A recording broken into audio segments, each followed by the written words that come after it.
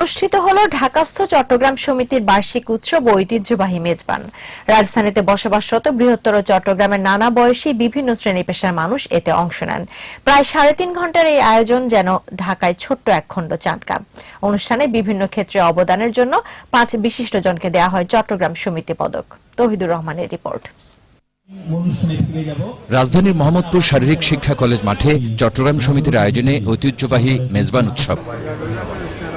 রাজধানীতে বসবাসরত বৃহত্তর চট্টগ্রামের বাসিন্দাদের উপস্থিতিতে পুরো আয়োজন পরিণত হয় মিলন মেলায়।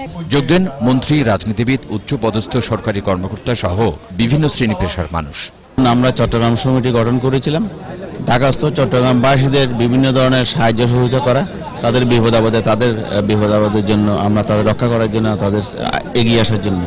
অনেক মানুষ একসাথে খায়, এটা একটা অনেক মিলন মেলার মতো, এটা আমাদের চিটাগংয়ের ঐতিহ্য। আয়োজকরা জানান অন্তত 50,000 মানুষের খাবারের ব্যবস্থা ছিল এবারের আয়োজনে। চট্টগ্রামের ঐতিহ্যবাহী আঞ্চলিক গান এবং অন্যান্য সাংস্কৃতিক অনুষ্ঠানের মাধ্যমে আমরা একটি দিনকে স্মরণীয় করে রাখতে চাই। আজকের মেজান হলো গরুগোশ, হাঁসির মাংস, সাদা ভাত, নলা।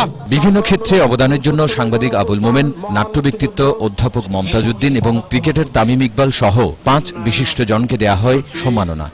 এখানে চট্টগ্রাম শহর এবং শহরের আশেপাশে আছে। পরে পরিবেশিত হয় মনোজ্ঞ সাংস্কৃতিক অনুষ্ঠান।